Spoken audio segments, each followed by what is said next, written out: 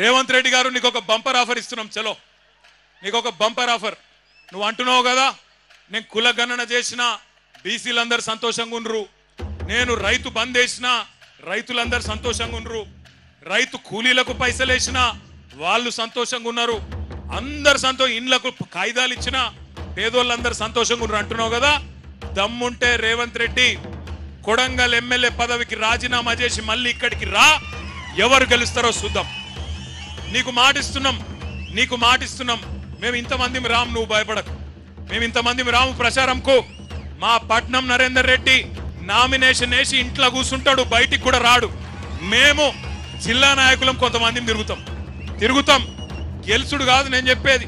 50,000కు ఒక్క ఓటు తక్కువ వచ్చినా నేను రాజకీయ సన్యాసం చేసి మళ్ళా రాజకీయంలో కూడా ఉండా. ఇది వాస్తవం. ఈరోజు కొడంగలే కాదు రాష్ట్రం మొత్తంలో వాస్తవం ముఖ చిత్రం ఇది.